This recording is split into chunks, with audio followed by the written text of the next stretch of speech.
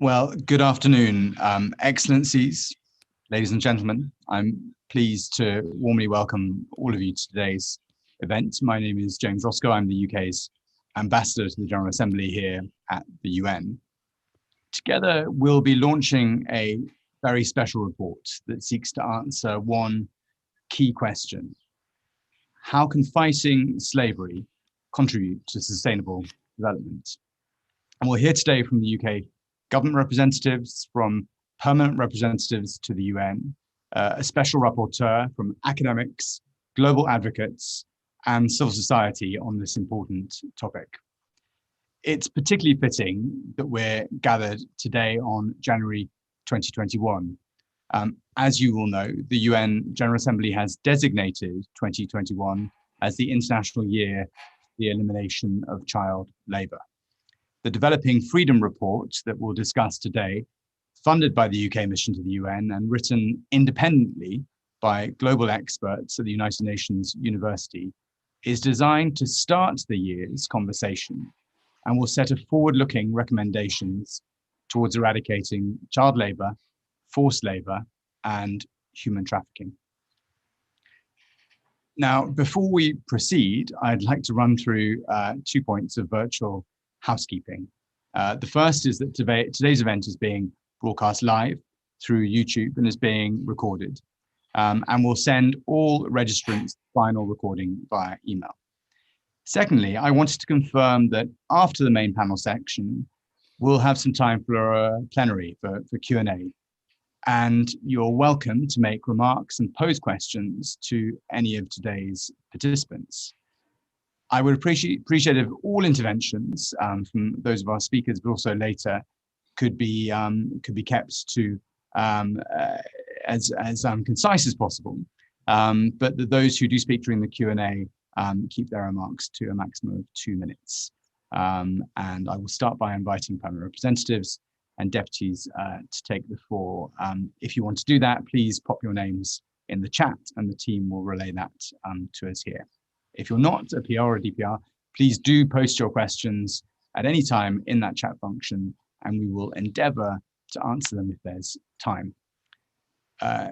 Ladies and gentlemen, it's now my great honour to introduce Lord Ahmed of Wimbledon, the UK Minister for South Asia and the Commonwealth, to begin this event with some introductory remarks. Minister, over to you. Thank you, Ambassador, and good afternoon and good evening from London. I'm truly delighted to have the opportunity to participate in this important event. The International Labour Organization estimates that over 40 million people were enslaved and 152 million people engaged in child labour on any given day in 2016. These figures will have almost certainly have increased tragically during the COVID-19 pandemic. Therefore, tackling the scourge of modern slavery remains a key priority for the United Kingdom government. The Foreign, Commonwealth and Development Office, where I serve as a minister, will continue to seek to harness the best of our development and diplomatic expertise around the globe to both reduce poverty and, importantly, also address the issue of exploitation. But we all recognize that this will require concerted, coordinated action with a range of partners. The call to action to end modern slavery, forced labor and human trafficking was launched by the United Kingdom in 2017 by our then Prime Minister, Theresa May, and it has now been endorsed by over 90 countries. It provides a blueprint for governments, the private sector, and indeed the wider multilateral community to take action at the national and global level to help meet Target 8.7 of the Sustainable Development Goals. Our work is supported by an ODA commitment of £200 million to address the root causes and reduce the permissive environments that tragically enable modern slavery, human trafficking to thrive. Developing Freedom is a seminal report, commissioned by the UK government and published today by the UN University. It highlights the critical link between tackling modern slavery and human trafficking and securing sustainable development outcomes for the poorest and indeed the most vulnerable communities around the globe. Therefore, I fully endorse the report's central message that ending modern slavery is a moral imperative, essential to equitable economic growth, and can help reduce environmental harm, and indeed contribute to social development. Our modern slavery work is in line with some of the key findings of this report, helping some of the most vulnerable people around the world to take control over where and when they work and how they spend or invest their hard-earned wages. Modern slavery erodes human rights, depresses innovation, entrenches inequality, and fosters corruption and poor governance. These effects last through multiple generations and perpetuate the cycle of exploitation and abuse. Developing freedom helps us all understand how modern slavery and human trafficking imposes a drag on development and how we can better organize development efforts to remove that particular drag, stop the obstacles to development. This report contains a range of useful case studies and best practice examples of where anti-slavery efforts have led to sustainable development outcomes across a range of contexts and geographies. That has helped in the cattle industry, for example, in Brazil, in cotton production in Uzbekistan, and in construction and infrastructure, as I've seen for myself, in Bangladesh. This report also highlights growing evidence that slavery coincides with harmful environmental practices, from Amazonian deforestation to overfishing. This is even more pertinent given the current climate crisis. And as the hosts of COP26 later this year in November in Glasgow, we will be doing everything we can to set the world on the net zero emissions future. Developing freedom also makes clear that a rethink of our approach is needed to end modern slavery and human trafficking and unlock significant economic and social development gains. We are proud as a government of our investment in modern slavery programs to overcome the scourge of human trafficking. We agree with the report's recommendation that donor governments must consider how to better collaborate to ensure we are targeting ODA in a more consistent and effective way to ensure maximum impact of what are increasingly limited resources. In this regard, the international financial institutions, such as the World Bank, also have a vital role to play. They need to consider how they can go beyond safeguarding and integrate anti-slavery approaches to address the environmental, social, and governance effects of investment and lending decisions. Partnership with the private sector will be crucial. Coordinated action is needed along the global supply chains to protect and maximize the economic agency of people vulnerable to enslavement and trafficking. The importance of trade policy, public procurement, lending, and investment cannot be overstated. Here in the United Kingdom, we have already taken decisive action to identify, mitigate, and indeed prevent the risk of modern slavery in government supply chains. We indeed became the first country in the world to publish a government statement, which currently covers around £50 billion in central government spending. As part of strengthening of our Modern Slavery Act, introduced back in 2015, we recently announced that we will introduce financial penalties for companies who do not comply with the reporting requirements under the Modern Slavery Act. And here we are in 2021. 2021 is the UN International Year for the Elimination of Child Labour, an opportunity to double our collective efforts and reverse the worrying rise we've seen in demand for child labour due to the pandemic. It is a tragic reality that the pandemic has been used by some around the world to further modern slavery, to further people into child labour, and we must act together to tackle this.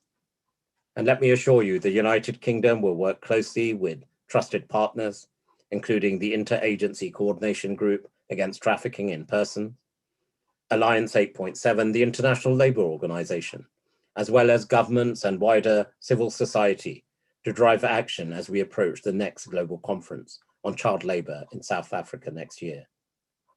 If I may, as I conclude my remarks, I would like to personally thank the UN University, and in particular, James Cochrane for publication of this important research. I hope the findings will initiate a discussion within the global development community about the opportunities for promoting sustainable development through developing freedom. Let me also assure you of this. As I join this call, and I see on our call we are joined by many from around the world. In particular, I'm sure I speak for all of us on this call in paying tribute to those survivors of modern slavery and human trafficking. You are a shining example to us all. You are indeed an inspiration. And we in the UK stand ready to engage with all countries looking to end this scourge of modern slavery and human trafficking. And we collectively rightly condemn historic slavery as well. It would be grotesque to be indifferent to those who are suffering the very same oppression today. Therefore, thank you for allowing me to be part of this important event today, and I wish you all well for your important discussions today as well. Thank you ever so much. Thank you, Lord Ahmed, for those words and for putting today's event into perspective, setting out both the moral but also the socio-economic imperative. And as you said, Developing Freedom is a seminal report which advocates for a rethink in our global approach to modern slavery, especially if we want to unlock the type of economic and development gains needed to deliver on the SDGs. Now, the leading academic behind this independent report is, as Lord Ahmed just said, Professor James Cochrane, who led a team of global researchers over 1.5 years to conclude the report. Now, among his many other roles, Professor Cochrane is the Professor of Global Politics and Anti-Slavery at the University of Nottingham, a Fellow at the United Nations Centre for Policy Research, the Chair of the Council on Foreign Relations Study Group on Human Trafficking, and a member of the World Economic Forum Global Futures Council on Equity and Social Justice. Now, Professor Cochrane will shortly talk us through the report's findings in more detail, but before he does that, I'd like to share a short video created by the United Nations University, which gives you a visual explanation of the Developing Freedom Project. Thank you very much.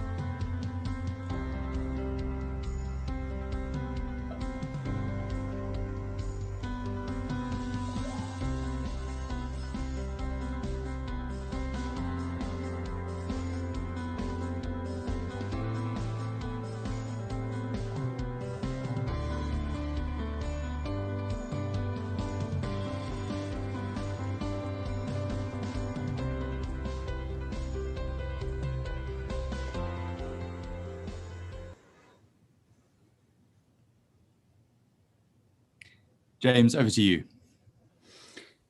Thank you, Ambassador Roscoe and Lord Ahmad, and all of our panelists today, and indeed all the participants joining from around the world. A big thank you also to the whole team at the Permanent Mission to the United Kingdom and indeed in Whitehall for their support and cooperation over almost 2 years to bring this ambitious policy research project to fruition. Although I am indeed the lead author of the report, it has been a large team effort. And so I also want to extend thanks to everyone at United Nations University Centre for Policy Research and the researchers at the University of Nottingham's Rights Lab, the Purpose Business and Partnership for International Development for all of their efforts along the way. As Ambassador Roscoe said, the research question that triggered this project was a deceptively simple one. How can fighting to end modern slavery, forced labour and human trafficking contribute to sustainable development? We used a variety of research methods to attempt to answer that question. Case studies of global value chains in 6 different sectors, as you've just seen, quantitative analysis of over 2 million official aid project records over 18 years, and 396 UN country-level development strategies over 20 years, quantitative literature evaluations and deep qualitative literature surveys, and a survey of development practitioners. Yet what emerged from that complex analysis is a simple but significant answer. Centrally, it's all about economic agency. Much economic and development theory assumes that people control their own choices about how their labor and the money it generates are used. Yet people who are enslaved simply don't have that control. And with 40 million people in the world in that situation, according to the best estimate available from the ILO, that means a large number of people aren't making those basic economic choices for themselves. Now, when you pull that simple thread and see where it goes, when you think through what the knock-on implications are for how those exploited people operate in the global economy, it turns out that there are some quite surprising results. We found 10 different ways in which this simple denial and restriction of economic agency snowballs into larger economic effects. Slavery first reduces productivity by depressing wages for everyone and skewing labor allocations across the economy. It also creates intergenerational poverty. Transatlantic slavery, for example, may account today for 72% of income disparity between African nations and the rest of the world. Slavery institutionalizes inequality, it weakens multiplier effects, it discourages innovation, and it distorts capital markets by rewarding firms that use coercion to reduce their labor costs, while penalizing those firms that have higher labor costs because they're looking after their workers. 7th, slavery hits the public purse by reducing tax income and increasing public health and criminal justice costs. In the UK, for example, government researchers estimate those costs to the public purse at around 3.3 billion to 4.3 billion pounds sterling every year. 8th, slavery weakens governance. 9th, it fuels corruption and illicit financial flows. And 10th, as we heard from Lord Ahmad, it harms the environment. Slavery coincides with deforestation, illegal and overfishing, unsustainable agricultural practices, and negative impacts on biodiversity and carbon capture. Of course, the good news that flows from all of that is that if slavery puts all these drags on development, then by tackling slavery, we should be able to unleash significant development gains. Simply by liberating these people in a sustained way, by protecting and maximizing the agency of these 40 million people, we should be able to unlock significant growth and social development. Now, the IMF, some IMF researchers recently set out to quantify part of that gain. They took just one small but important part of the forms of exploitation covered by SDG 8.7, namely child marriage, and looked at the GDP growth that would result from terminating it. Their estimate, around 1.05% GDP growth for every country that ends child marriage. In a low growth period, that's a huge potential economic gain, and just one part of the overall gain that would come from ending all modern slavery. So why aren't we going after those gains? Why isn't the fight against slavery at the heart of contemporary development efforts and the fight to build back better after the pandemic? Our research suggests there are a variety of institutional and political factors that have prevented this approach, but also a simple blind spot.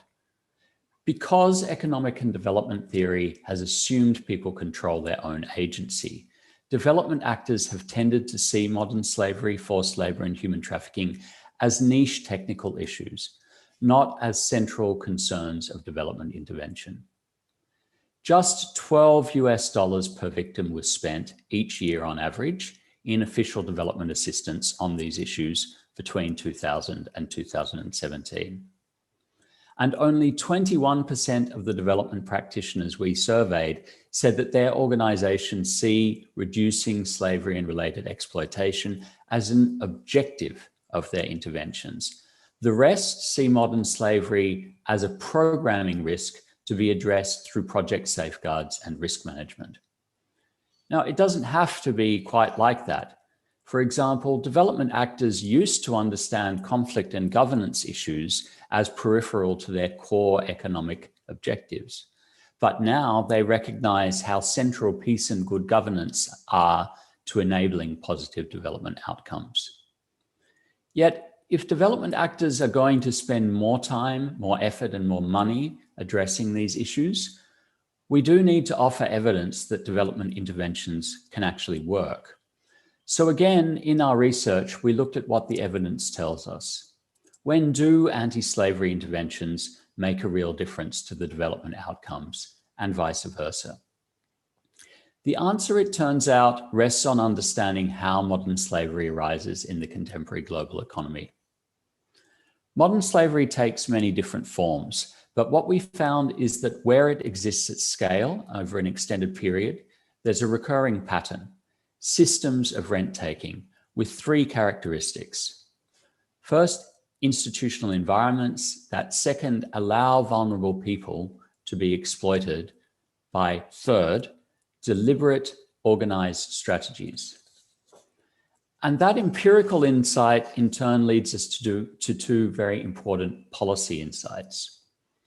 First, while modern slavery systems make everyone worse off in the long run, they also make a small group of exploiters rich and powerful in the short run. So tackling slavery systems is inevitably a political exercise because it means identifying and dismantling systems that allow some people, rent takers and their patrons, to get rich and become powerful by privatizing the profits from exploiting victims while socializing the costs. Those rent takers typically have a lot to lose, so they resist efforts to dismantle these systems. Tackling these systems won't be a mechanical exercise or even a question of tackling structural drivers, as many other development efforts are. It's inherently a political process. It requires carrots, sticks, and strategic coordination. Second, these systems arise not just as a result of local norms and institutions, such as caste and gender and treatment of the displaced, but also as a result of truly global institutions, especially global value chains. Now, global value chains are powerful drivers of economic prosperity for many, especially women, but also often work to push risk down to informal workers at the end of the supply chain. So that, unsurprisingly, is where we often find modern slavery. Development interventions that simply treat the symptoms of how our global economy is organized without addressing these underlying institutions are bound to fail. To succeed, development interventions will have to work along the entire global value chain. Our research therefore included case studies of 6 different sectors and 16 countries, looking at how modern slavery systems emerge within those global value chains. I'm not going to go through all of that analysis now. You can dig into the analysis, the data, and the findings on our website, which is www.developingfreedom.org. But what I do want to highlight is how much good news there is, more perhaps than one might expect. Because it turns out that when there is concerted, coordinated action by the international community, we can achieve astonishing results. And often the greatest innovation is in the global south.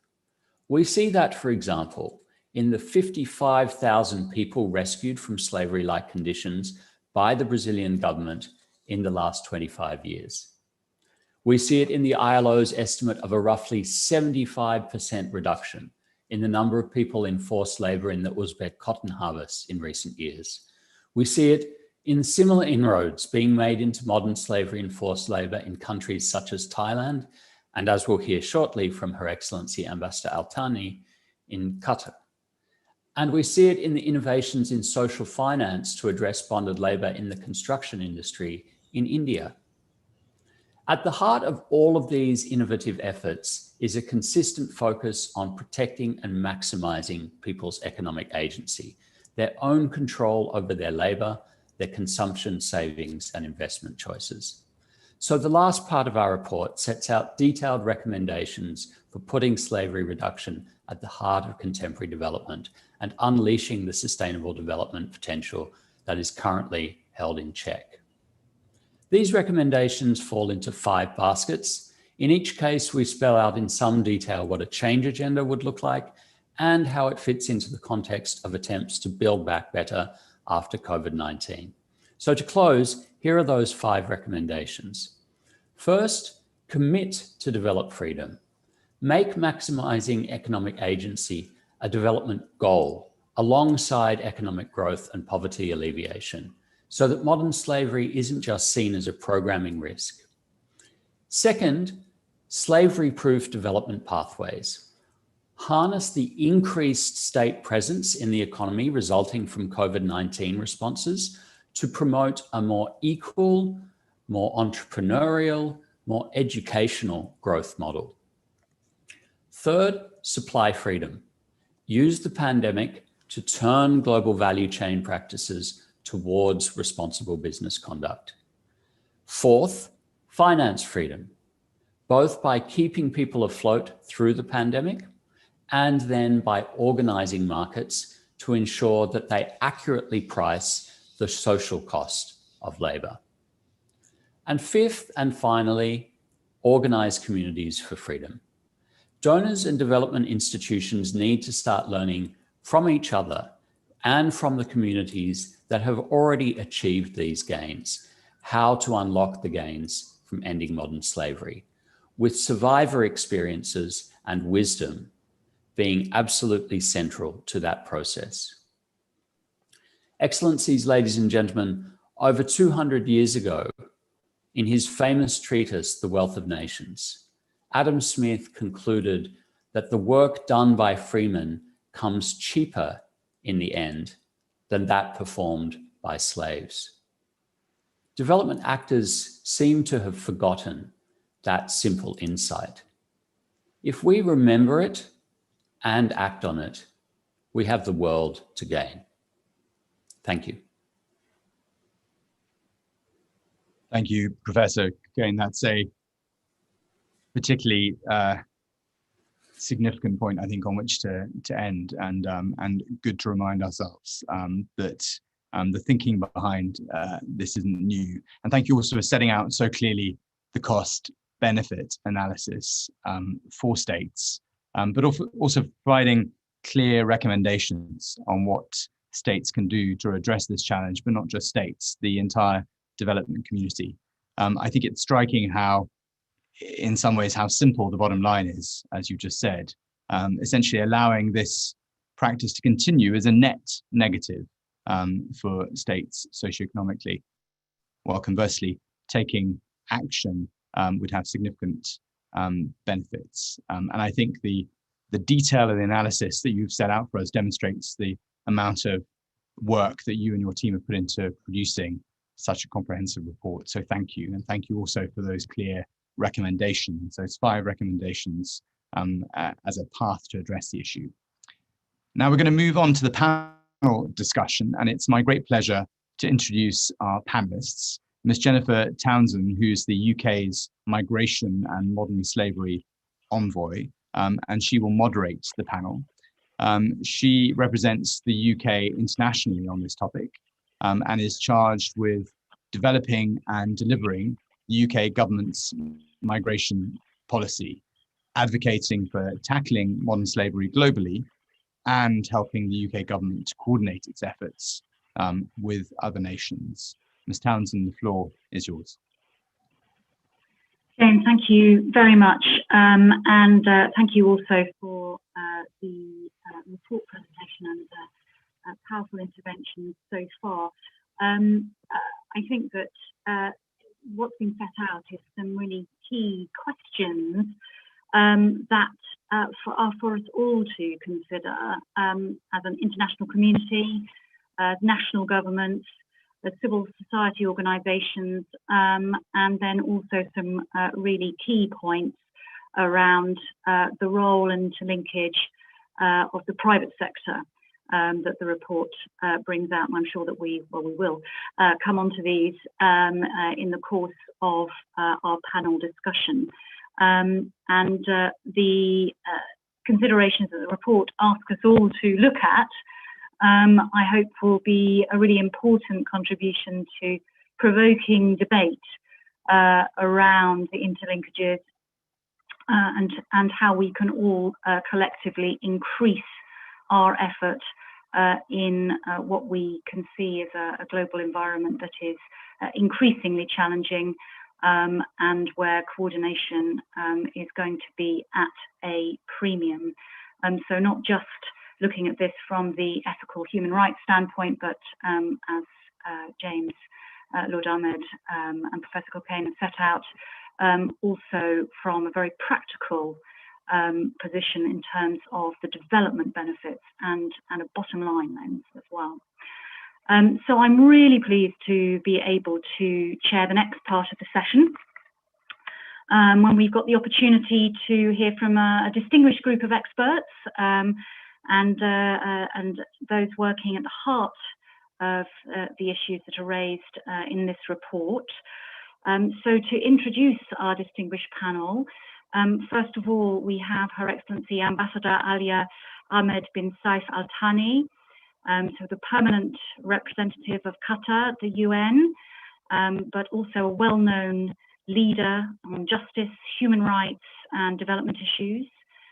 She has previously served as Director of the Child Rights Division of the Supreme Council of Family Affairs and the permanent representation of the State of Qatar at the World Trade Organization.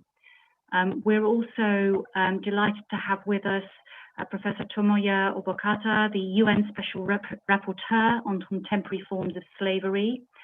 Professor Tomoya Obokata is a Japanese scholar of international law and human rights, specializing in transnational organized crime, human trafficking and modern slavery. And he was appointed as Special Rapporteur in March 2020 and currently serves also as Professor of International Law at Human Rights at Keele University, previously teaching at both Queen's University Belfast and Dundee. We are also very pleased to have with us Sophie Otiende, who is a Kenyan activist and champion of rights for survivors of trafficking. And she currently works as the Regional Operations Manager for Africa of Liberty Shared.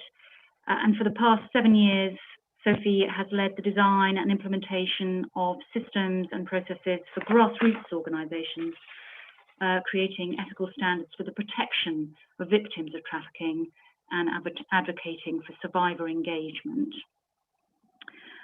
We also have this afternoon Bukeni Waruzi, the newly appointed Executive Director of Free the Slaves, a widely known and respected anti-trafficking organisation.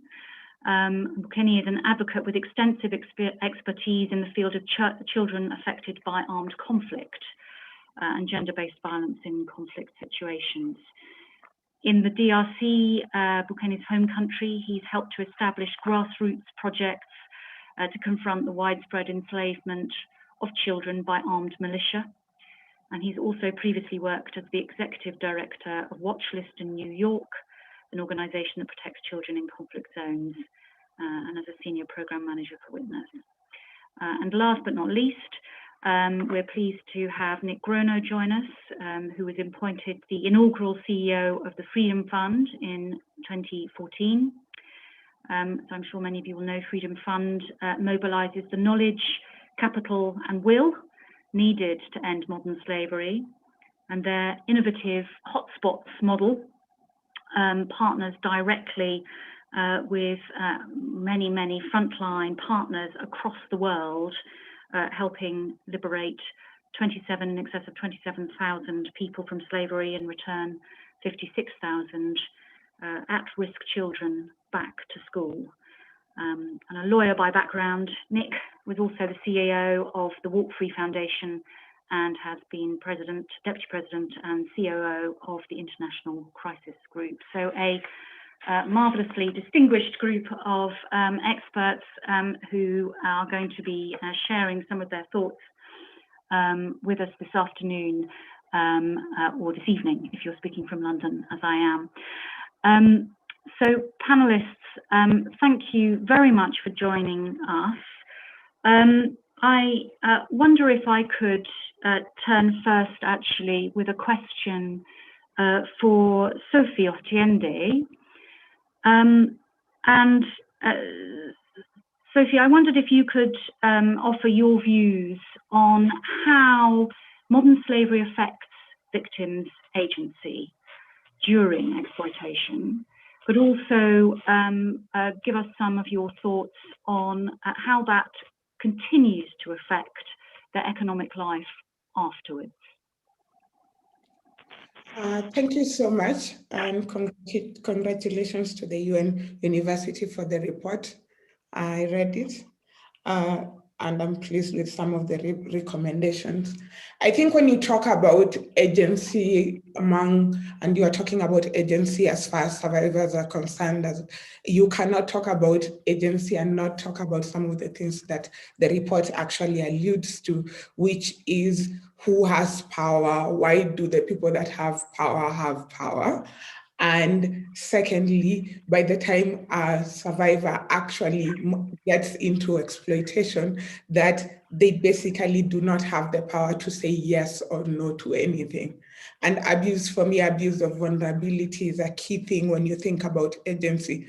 And most of the time when we talk about exploitation, especially in trafficking context, it's so easy to think about the definition of trafficking and think about the experience of exploitation that someone goes through specifically in our definition. But most survivors, by the time they get to a trafficking experience, have gone through multiple layers of exploitation. And that's the reason why they make prime candidates for the people that are targeting them. So by the time we are talking about agency at the point of exploitation, someone does not have the identity, someone does not have, cannot determine the terms of how they are going to work, someone cannot determine whether they live or not, and someone does not have the ability to choose anything. So when you talk about agency, it's just beyond the exploitation experiences that most of the people that end up in trafficking, their agency was taken a long time ago by the system, so that's why they are prime candidates of the exploitation that they're suffering from when you're talking about trafficking.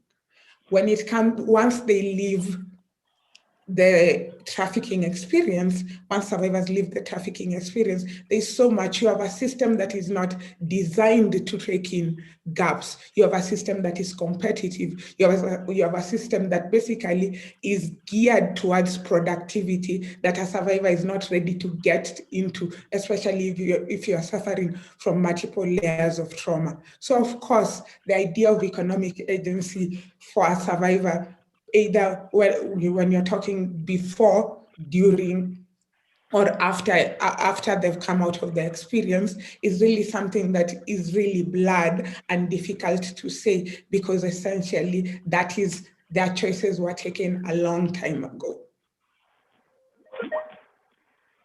Sophie, thank you so much. I think that's a really, really powerful point for us to bear in mind. And I'm sure that as we go forward, people can pick up on some of those reflections around the really deep effects on individuals. I wondered if I could turn to Mr. Bukeni Waruzi now to pose a question around global supply chains. And these are often seen as the path to economic development. And the report, however, suggests that in some cases, they can actually facilitate the exploitation of vulnerable people and restrict their economic agency. I'd be grateful if you could comment on what your experience tells you around some of those judgments. Oh, I think you're on mute. Thank you so much, Jenny, for the question, and let me join others to congratulate James Cocaine and the whole team at UNU for this tremendous and really insightful report. I'm sure many of us on the front lines will be really, this is very useful report, so thank you so much, James. I think when talked about global value chain, as someone who has witnessed, at the front lines, how this works, you can really picture very well images in memory what James is highlighting in the report. As someone from the Democratic Republic of Congo, let me tell you, for example, take a kind of very mild example of the apparel we use. Take example of the laptop computer whose raw materials are coming from a mineral in the DRC called coltan, the Colombo tantalite. You can imagine in the mineral site in the DRC where these minerals are coming from, especially the coltan, you have thousands of children being used as child labor to get this. We're talking about countless of women being trafficked and used as sex slaves. So here we are talking at the bottom of this channel, issues around forced labor that are really unimaginable. And you can see as the channel goes on, in the other side, where other people will make so much money, big billion in profit, the parts industry as well, where you have in these all chains, you're gonna find issues around forced labor and let's say modern slavery all over. So while this kind of the global value chain fuels the economies in the West or in much more developed communities, but really it is very devastating in local communities where some of these raw materials are coming from. So here we are talking about an issue that really will require global mobilization, and I think the report talks about that, how really to coordinate better, to make sure that this happens again. But really, what the report says in terms of what happened into this value chain, it is really very critical. And I think examples, especially in the global South, are really outcrying. Marvelous. Thank you very much, Bukeni. Thank you for that reflection. Can I turn now to Ambassador Altani, and moving to, having looked at some of the factors that we've identified, moving to the response side. The report also looks at how governments have responded to modern slavery and forced labour, and includes a case study on Qatar and the significant labour market reforms over the last 5 years. I wonder if you could tell us, Ambassador, what made that significant change in Qatar possible, and what could other countries learn from this? Many thanks, Jennifer, for this opportunity. Thanks to the Commission and of course the Wayne University Center for Policy and Research for this timely event. Let me go directly to address the questions. Of course, Qatar, deeply is committed to ending slavery and forced labor, human trafficking and child labor. Most importantly, our efforts are anchored on a human rights-based approach and dignity of all human beings. This perspective, of course, have shaped and influenced our laws and policies. It also underlines Qatar's commitment to treat everyone with dignity and respect, and to implement a system that is fit for purpose for both employees and employers. I think this is kind of conceptualizing our policies and laws and what came right after.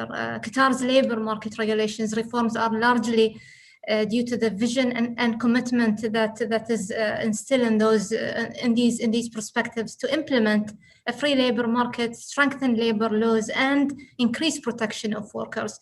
Let me give you an example. Of course, since August 2020, we are the first country in the Gulf region to allow all migrant workers to change jobs freely without requiring a no objection certificate from the previous employer, which was one of the key aspects of the sponsorship system known in the past as the kafala system, which we have proudly abolished.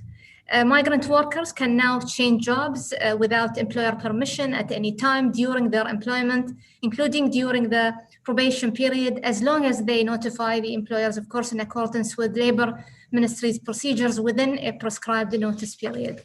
We also introduced new laws that allow workers to leave the country without exit permits. And of course, since January 2020, exit permits have been removed from all expatriates except military personnel. Another important aspect of our labor law reform is the introduction of a non-discriminatory minimum wage, regardless of nationality, of course. Most importantly, we have established a workers' support and insurance fund, which ensures and provides care for workers, guarantee the rights, and provide a healthy and safe working environment. This is very important as it moves the risk from the late payment from the workers to the state. Our commitment, of course, is such that we have gone beyond our borders, and we have established a number of Qatar visa, as we call them, the Qatar visa centers in 8 countries so far. This helps, of course, to create a unified visa system that expedites recruitment and protects the right of workers by eliminating exploitative practices in the countries of origin. I'm really proud to note that these efforts have been recognized and acknowledged by major human rights groups, by the UN system. We work very closely, of course, with ILO. We have established a very solid partnership with ILO years ago. We wanted to pioneer. We wanted to be the country that breaks the glass ceiling. And I think more to come. I think this is an achievement we took on ourselves in Qatar. It's a great challenge, but I think more will follow. Thank you again for the opportunity. Ambassador, thank you very much, and marvelous to hear that rallying cry, more to follow. We've certainly all collectively got more to do, so it's great to hear the commitment from your side. Thank you very much. I wanted to move now to direct a question to our colleague, UN Special Rapporteur Bokata, and Professor Bokata. In your role as Special Rapporteur, you're currently looking at the effects of COVID-19 on contemporary forms of slavery and how that is impacting the picture. The report suggests that there are an increasing number of people who are vulnerable to modern slavery. And what are you seeing in the course of your research into this factor and how this is intersecting with the pandemic? Well, thank you very much. I'd like to join others in congratulating Professor Cockayne and his team for publishing this very important report. And to answer your question, yes, the pandemic has increased the instances of slavery, forced labor, and other slave-like practices. One major consequence undoubtedly is unemployment. According to figures released today by the ILO, in 2020, 114 million jobs were lost. And I have seen some movements of unemployed workers from the formal economy to the informal one, which, as you may know, increases the possibility for exploitation and abuse because sufficient labor and social protection are not provided by governments in many cases. It is also important to note that people in the informal sector have lost their jobs and now have no choice but to accept even more precarious and unstable jobs to survive. This can be seen, for instance, in businesses which have been operating during the pandemic, particularly those providing essential items such as food, medicine, PPE, as well as others including health and social care and domestic work. Among others, the most affected are women, young people, indigenous peoples, minorities, and migrant workers. There is emerging evidence that these workers have been exploited or abused by their employers, for instance, by being forced to work long hours with less than minimum or even no wage, no access to paid leave or PPE at work. These are clear indicators of forced labor, according to the ILO. Also, as this year marks the International Year for the Elimination of Child Labor, as noted by Lord Ahmed and Ambassador Raskow, I would also like to highlight that the school closures caused by the pandemic have resulted in child labor, child sexual exploitation, and forced marriage in some parts of the world. There is therefore an urgent need for all governments to act now in order to meet the SDG target 8.7, which calls upon states to eliminate child labor in all its forms by 2025. Thank you.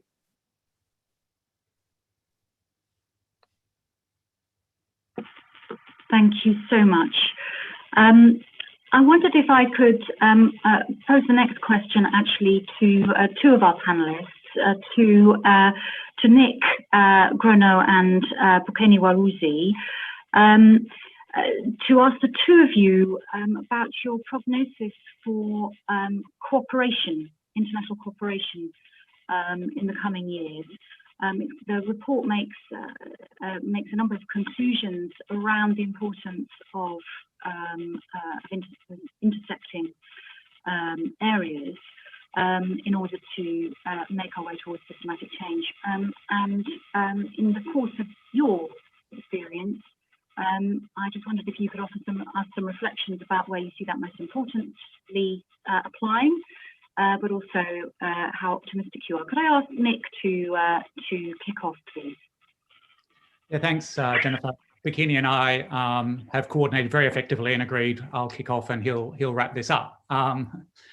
Look, strategic coordination is very important, but it's tremendously difficult to bring about. And the reason is that key actors, be they states where the abuses are taking part, or businesses that have forced labor in their supply chains, or a range of international organizations, or civil societies, and invariably have very different starting positions and different interests and different incentives. And those positions are too far apart initially to coordinate. And we need to find a way to get to a place where the key actors have broadly shared objectives. And that's not easy. And it usually takes lots of pressure, and it can often take years of pressure. And this outstanding report has some excellent case studies. I was particularly interested in the case studies on cotton in Uzbekistan, the construction industry in Qatar, and the seafood industry in Thailand, all issues which I've worked on, in fact, in Thailand, in Uzbekistan, all the way back since 2005. You know, and they illustrate the challenges and the pathways. And there's a bit of a template that the way this plays out. And usually you'll have years, if not decades, of systemic abuse that doesn't get much international scrutiny. And then through the actions of hugely courageous human rights defenders and investigative journalists and human rights organizations, you get a spotlight that's shared on these abuses, often because there's a connection between supply chains and consumers in the West. And so you get this scrutiny. And to be honest, the way it usually plays out is that the states in question will deny that there's any problem to be seen, right? Or if there is a problem, it's not their fault, it's the responsibility of the businesses. And the businesses in questions will duck for cover because they're really worried that scrutiny and change will impact on their margins, on their profits, their reputations. And then international organizations, there might be a range of international organizations, will often be more worried about their turf than coordinating with each other. And then you have civil society that's demanding huge change, transformational change immediately, but won't agree among itself what form that change should take. Now, that's a little bit of a caricature, but to be honest, that is the way that we see it often playing out. So we need to find ways to bring those positions much, much closer. And that usually requires business and the states in question moving. And that often takes a lot of pressure from the activists and the frontline organizations. So to achieve the kind of coordination we want to see, we need a real investment in frontline organizations, in local actors, investigative journalists, and those that can help bring about the pressure that can create the space for much more effective coordination. Thank you.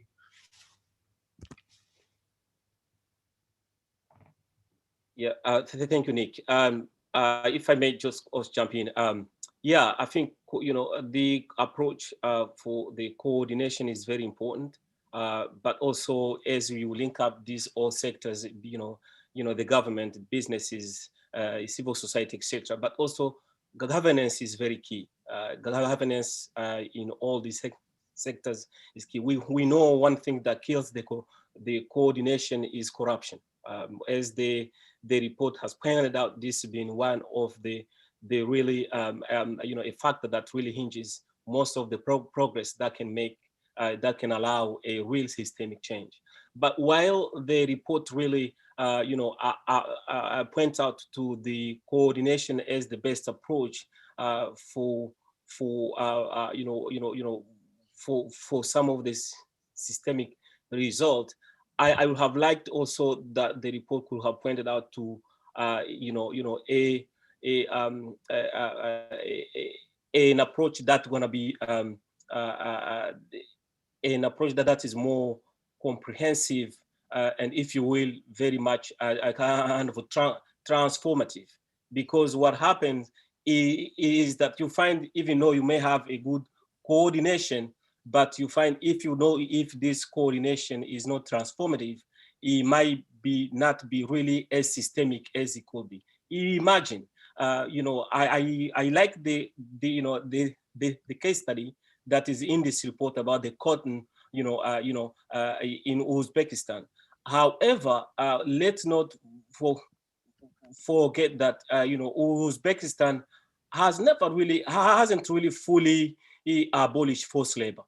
And there are other issues about human rights issues, like, for example, torture is very high in Uzbekistan. While we may hail some of the progress that have made in terms of the coordination and some of the impact that might have as a model, but it's not really a perfect model, unfortunately. So I would have liked the report to also point that, why, this approach not only is good to be, really a coordinated approach is very important, but also it has to be transformative, because that is what is missing as we approach a real systemic change in terms of, how to tackle modern slavery in all these industries.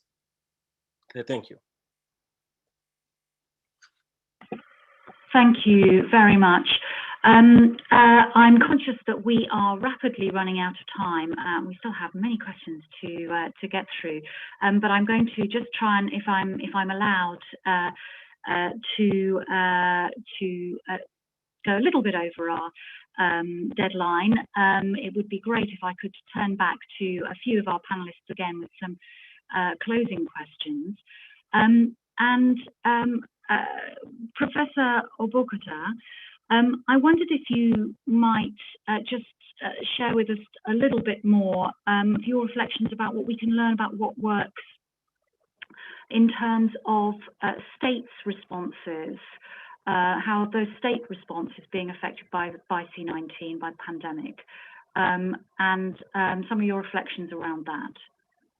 Yes, thank you. In various parts of the world, the pandemic has slowed down anti-slavery actions. I have seen evidence of investigation, prosecution, punishment, and even protection of victims being delayed or suspended due to lockdowns, remote working, as well as shifting of resources to fight the pandemic. And this was also noted in the report just published. In relation to economic and social responses to unemployment, I have seen a number of good practices which are designed to prevent unemployed workers from falling into modern slavery. So for instance, a large number of governments have implemented job retention through wage subsidies and provided extended social security benefits and enhanced health and safety measures at work. Many have also taken steps to improve their living conditions, such as protection from eviction and assistance for rent, mortgage, or utility payments. However, these measures are temporary by their very nature, and many civil society organizations and trade unions have pointed out that they were insufficient. A wide variety of problems, such as a lack of infrastructure, effective communications, relaxation, and suspension of labor and social protection, and corruption have also been identified. In addition, support and assistance are not reaching out to the most vulnerable populations in many cases. Measures such as job retention and wage subsidies are mainly for formal workers and exclude informal ones.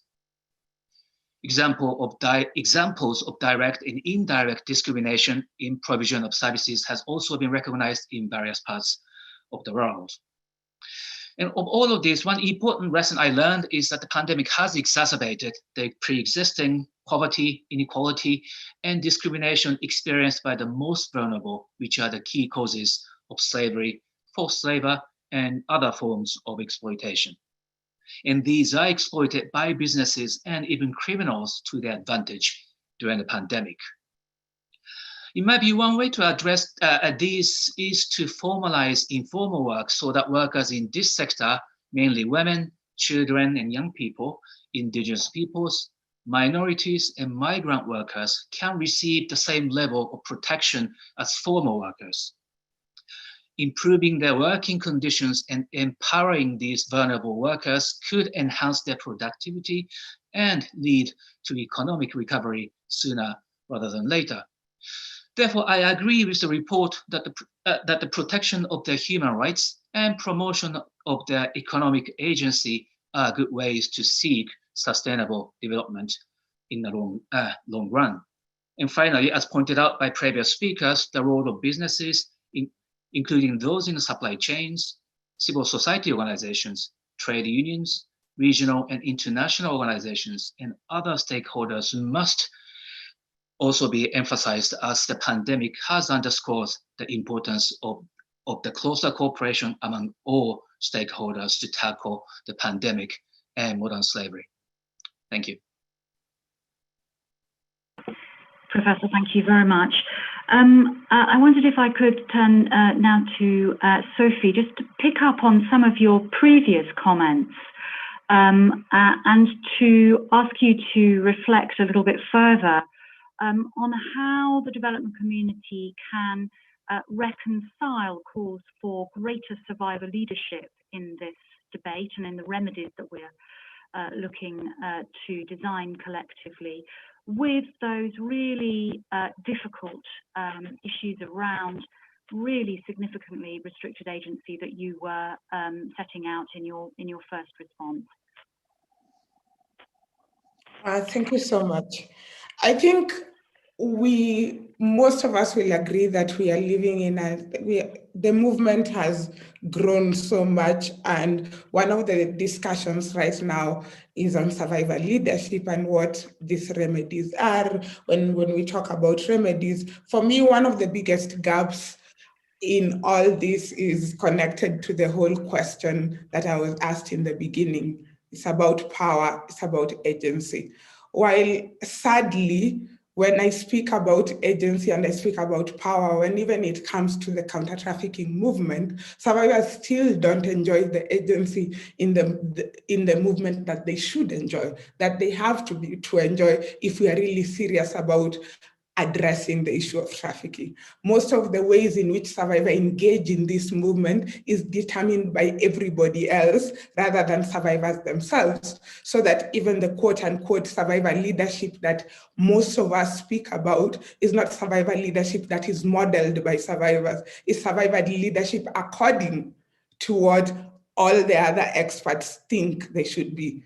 All the space, the rooms and places that survivors are engaging are the spaces and rooms that people have decided they belong to. They're not spaces that survivors have decided they belong to. So for me, one of the key things, if we are to move forward, especially in the movement, is definitely for people to get out of the way and literally actually give survivors, ask survivors what the remedies should be. Because even one of the reasons why the criminal justice system and the remedies that are being defined by the criminal justice system approach that the movement has employed is because survivors don't want to engage. It's not survivor-centered. The remedies have not been defined by survivors. So when survivors don't want to engage in the processes that you've set, people then start talking about survivors being difficult. And many people want to talk about survivor leadership when survivors are grateful, when survivors are smiling and happy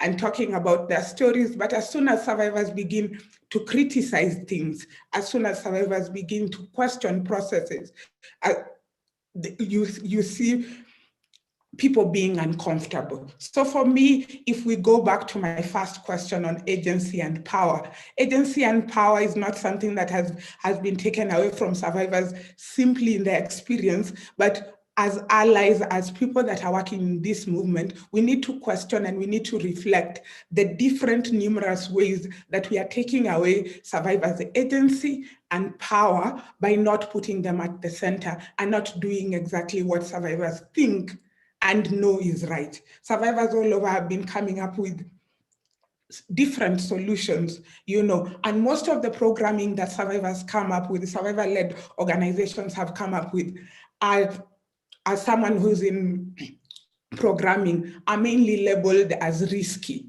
difficult to fund, not sustainable.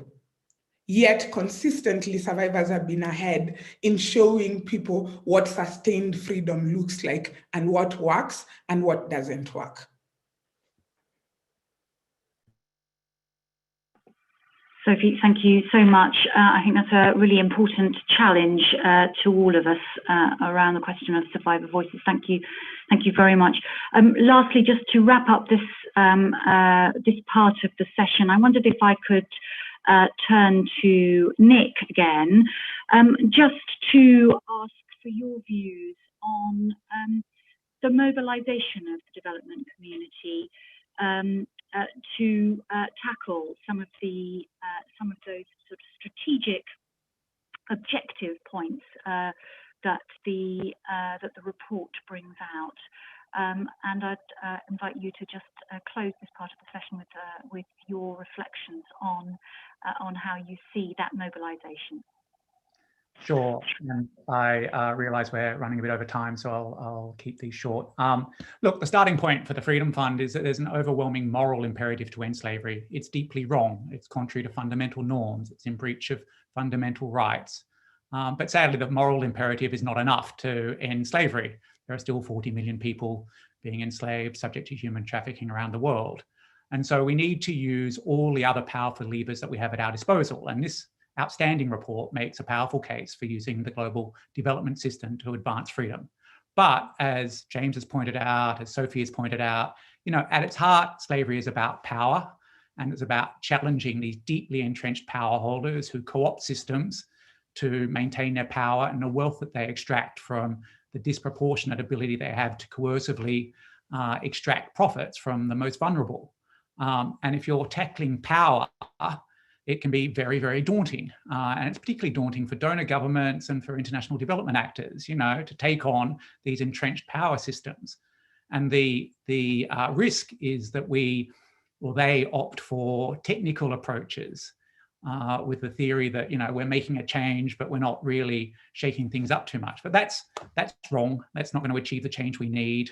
And as we said, there's a fundamental moral imperative to tackle slavery. So we need to take it on as a substantive issue.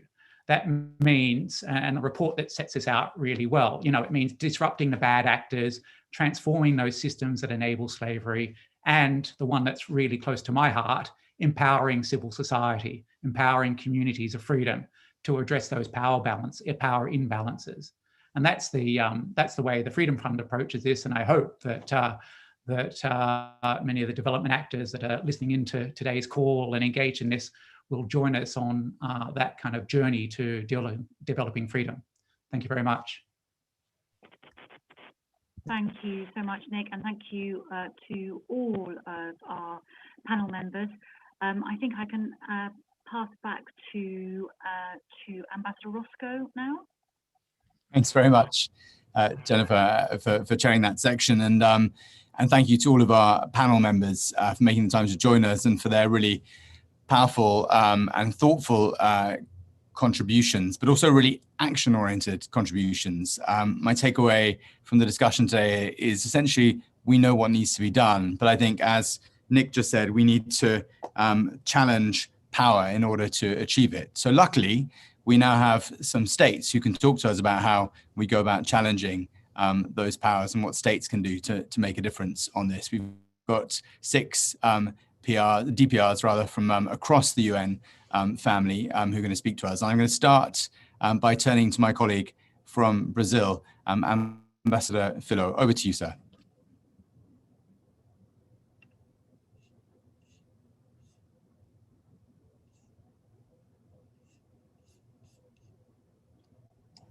Yes, can you hear me?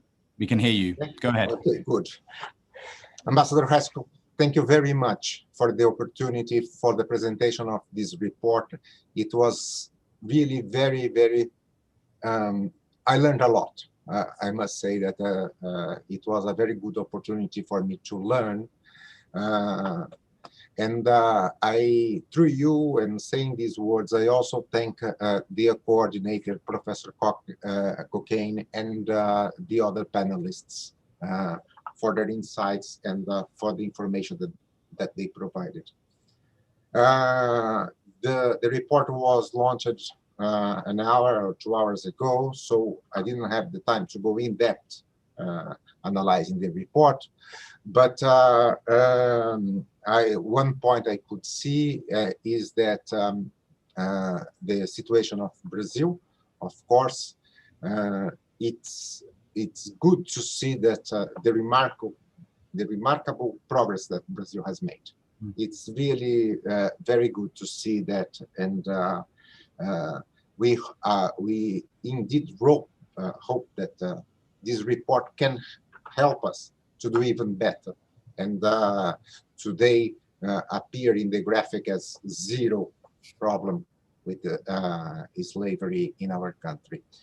So I hope for that.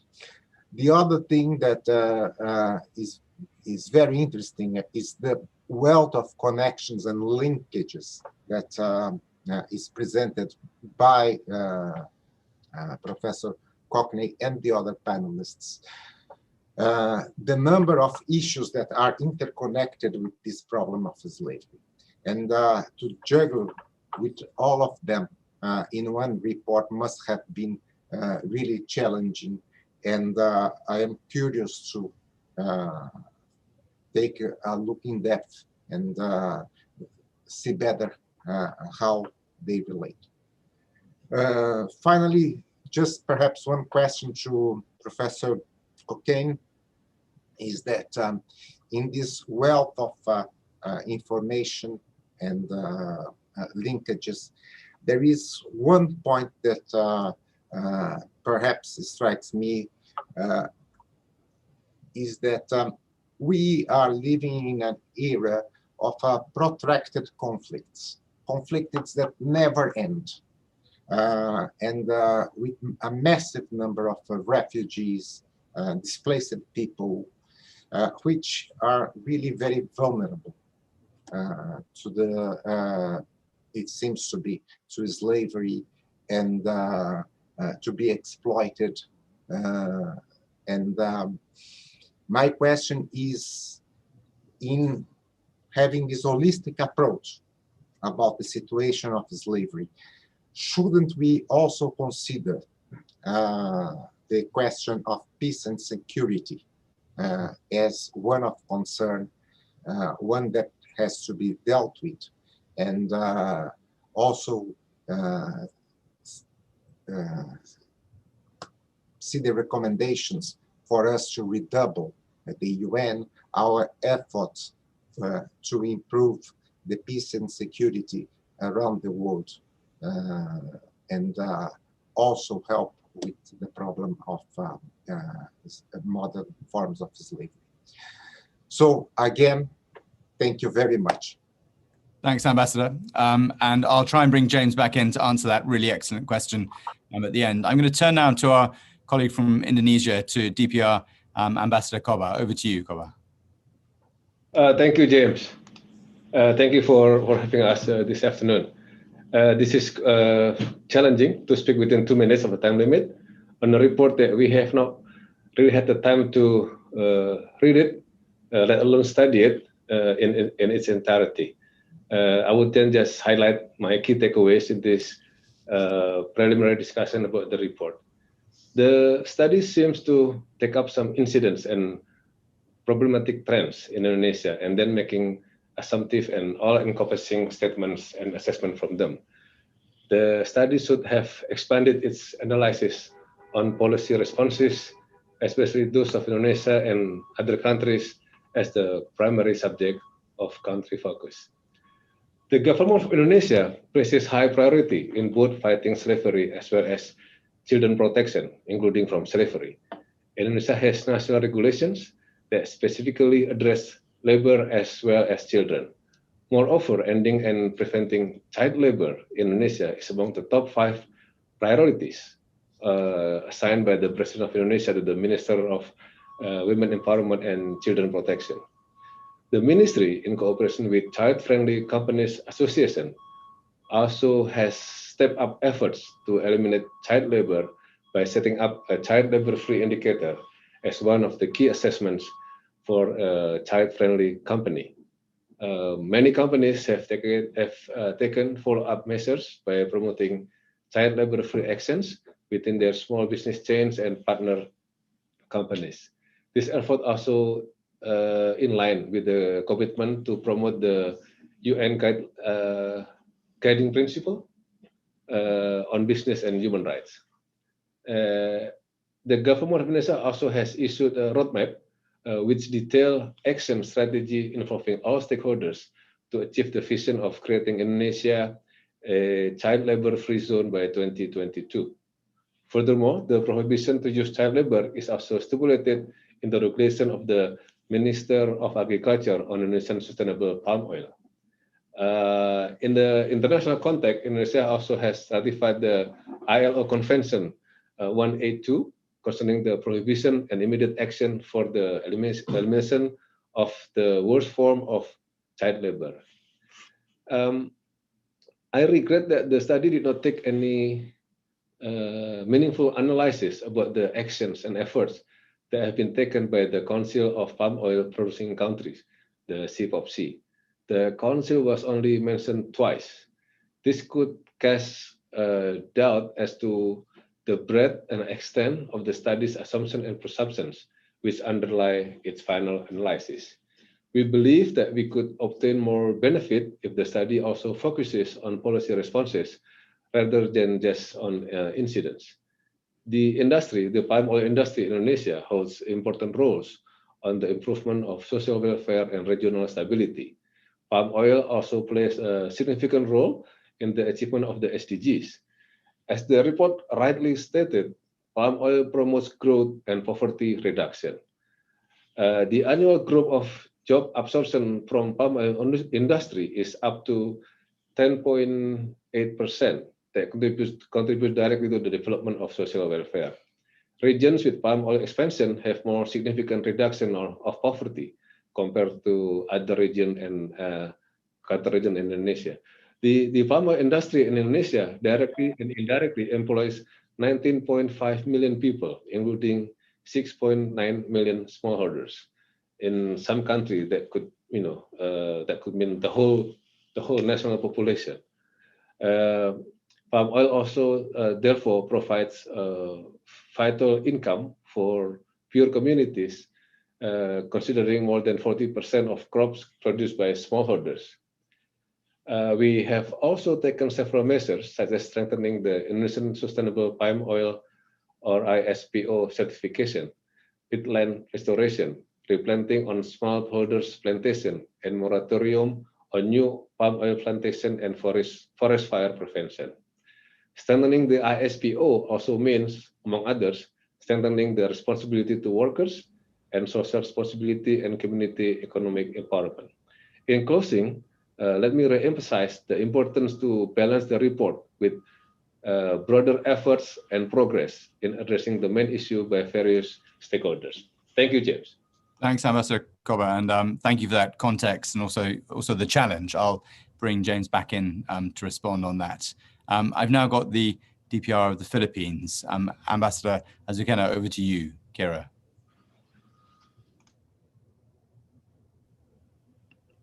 Thank you, James. I'm having trouble with my video. I can hear you perfectly. Yes, so my voice will just have to do for now. But thank you to the UK mission and the United Nations University for organizing this timely event, and also to the speakers for their valuable insights. As the speakers before me, I haven't really read the report in full, but I appreciate, I was made aware that it contains some reference to the Philippines, specifically a mention of Filipino migrant workers exploited in foreign flagged fishing vessels. We do have several cases of Filipino fishermen exploited in fishing vessels plying the Indian Ocean. And we have several cases of Filipino, they were rescued by our embassy in South Africa due to human trafficking and slave-like conditions on board. The rescue, repatriation, and reintegration of these victims, and all Filipino migrant workers who are victims of human trafficking, for that matter, were all funded by the government. The Philippines has a technical working group on seafarers and fishers comprised of relevant government agencies, foreign embassies in Manila, NGOs, trade unions, and civil society. In our experience, to combat human trafficking, a strong legal framework is crucial. The Philippines amended its 2003 anti-trafficking law to include extraterritoriality in order to give Philippine courts jurisdiction over human trafficking committed against Filipino citizens abroad. The Philippines also signed several bilateral agreements and established international partnerships, since human trafficking cannot be an issue of one country alone. During the negotiations for the Global Compact for Migration, we advocated to include commitments to facilitate fair and ethical recruitment and safeguard conditions that ensure decent work. We continue to stress the importance of building on bilateral and regional frameworks to facilitate cross-regional dialogue and sharing of knowledge and best practices to counter the related crimes of illegal recruitment and human trafficking. It is also important to have broad multi-stakeholder partnerships, including with business owners, local communities, civil society, the academe, media, migrant communities, survivors groups, and other relevant stakeholders. The Philippines appreciates the sharing of information and data in this event, as this will add to our body of knowledge in working to end human trafficking and slavery. Thank you. Thank you very much, Kira. I've now got a request for the floor from Malaysia, but I'm not sure who it is from Malaysia. So please speak up if you're here. Thank you very much, Ambassador. Can you hear me? Hear you, yes, go ahead. Sorry, my connection is not that well, so I won't be on video. First of all, I'd like to thank the Permanent Mission of the UK for organizing this event, the UN University, and all the panelists for the rich discussion that you had on the report. As of many delegations, my delegation has yet to study the full report, and we will look at it closely and its recommendation. While we have yet to study the full report launch, I must say just from the synopsis, we are quite concerned with how it has reflected the palm oil industry in Malaysia. The way the case study is nuanced in the synopsis reflects some generalization, as if forced labor is widespread and prevalent in Malaysia. It does not reflect the true picture of the labor force in the palm oil industry, and somehow it makes up examples which are wrongfully linked to Malaysia. While short, we are concerned that the synopsis itself has distortions. We hope that the full report is more balanced and comprehensive. We do hope that the full report highlights the challenges and ongoing efforts undertaken by the Malaysian government in addressing this important issue. Like many other colleagues and countries, Malaysia is committed to ending any form of modern slavery. We view forced labor as a serious crime, as it is an infringement of basic human rights. When we speak of forced labor, this is also closely linked to illegal and irregular migration, which remains a major challenge faced by the Malaysian government. Realizing the contribution of migrant workers towards the Malaysian economy, we have been consistent in ensuring the protection of the rights of migrant workers in the country. The Malaysian government is of the view that cases or even allegations of forced labor are serious, and we have conducted thorough and proper investigations on such issues, particularly in the palm oil industry and companies involved. In our efforts to address this issue, we have strengthened the enforcement of relevant laws and legislation in efforts to curb and overcome this issue. We've worked on this issue at the ASEAN platform, and we also engage bilaterally with other countries and also with the European Union. In Malaysia, we have various laws, particularly the labor laws that deals with this issue. And we've also undertaken various initiatives, such as the development of a national action plan on forced labor in collaboration with the ILO. We have a multi-stakeholder approach. I recognize that some of the panels have highlighted the importance of a multi-stakeholder approach in increasing awareness with regards to labor laws, working conditions, to address the issue of forced labor. Also, we have statutory and ad hoc inspections and investigations by the Department of Labor to ensure compliance, and many other initiatives. These are only snapshots of actions which the Malaysian government has taken, as we feel that this is a very important issue which we do not tolerate.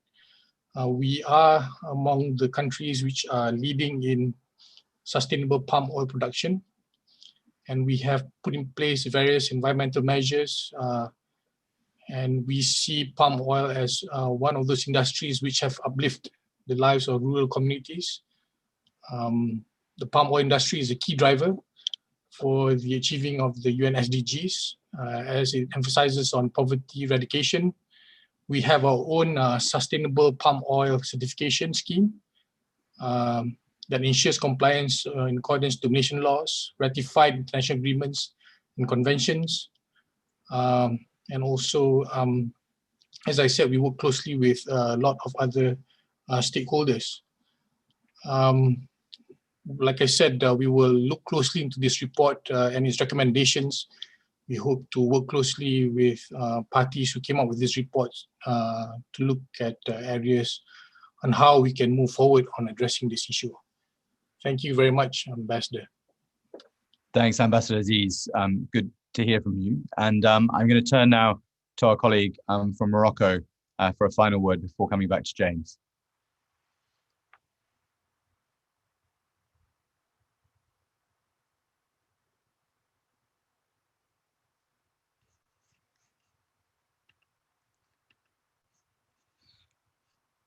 I think we were expecting Councillor Muchu to join us, but if that's not the case, then if I may, James, I'm going to come directly back to you. If you could respond to some of the questions that have been put here, that would be. Oh no, here we are. Right, Morocco. you have the floor.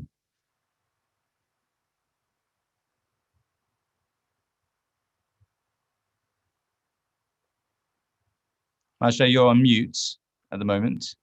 There we are. Apologies. Apologies. Thank you very much for this event. And actually, we will have to apologize because we're having another meeting. Okay. We're having another meeting. I'm going to just switch it off. Yeah. Actually, we will send our comments, detailed comments by email to the permanent missions of the United Kingdom. And we really thank you for organizing this very important event. It's just that we are not now in a position to react directly now on this very important report. So we prefer to go thoroughly through it and base our comments on what we heard in this very constructive panel, diverse panel, and then we will share with you our viewpoints on this very, very important and timely topic. I thank you very much, Excellencies. Thank you, Masha. Thank you for joining us, and thank you for attending. James, I'm going to come back to you now. It's inevitably 3:30, but your final thoughts, please.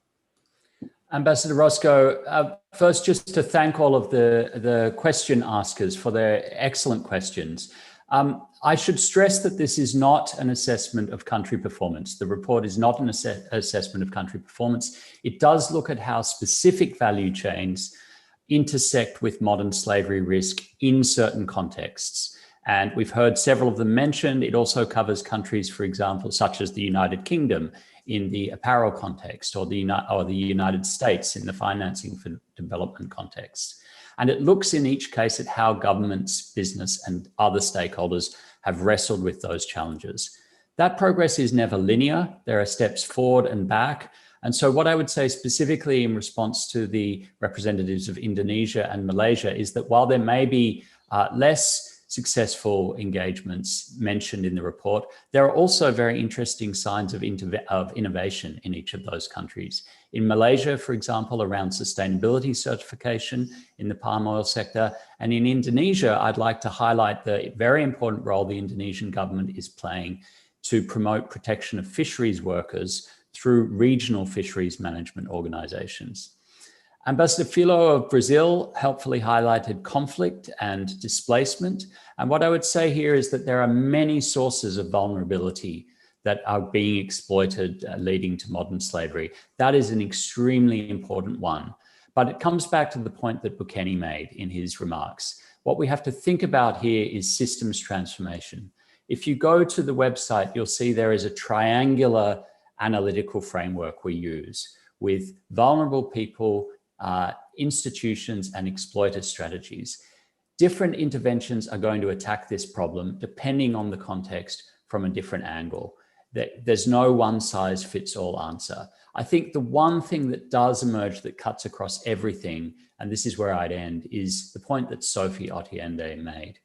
We can't expect to change the restrictions on agency if we don't actually let the people who are being victimized, the survivors, take control of their own lives and of response. So that, I think, is a central and key learning from this panel today, and one that I hope that member states in particular and other development actors will take away in the future. My thanks to everybody for all of their inputs today. It's been a delight.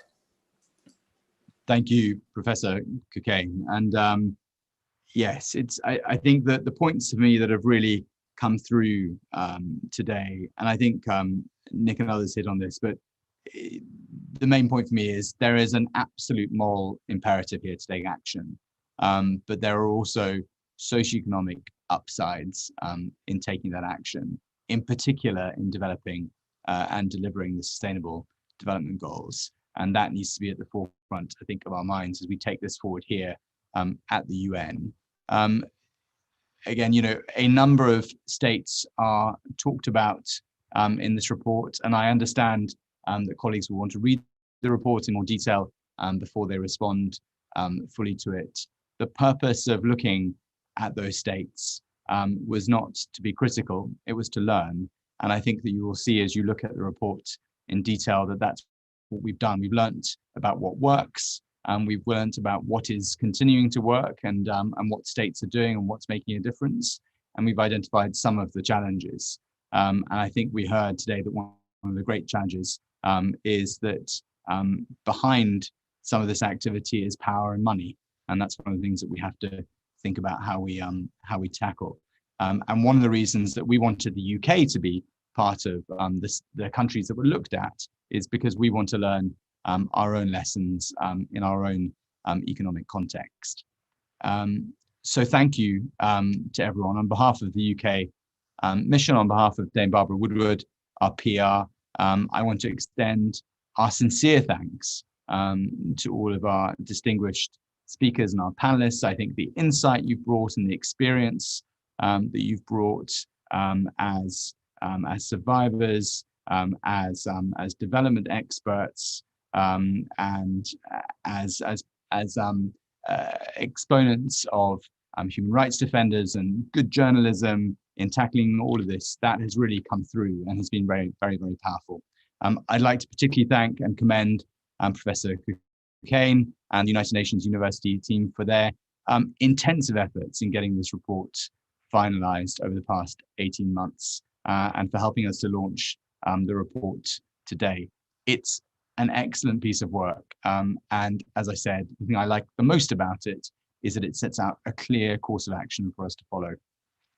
But finally, I'd like to thank you, all of the participants who've joined us at the launch of this report today. We would have no purpose if you weren't here joining us, listening to us, engaging with us. Get in touch, please, either with UNU or with us, and tell us what you think.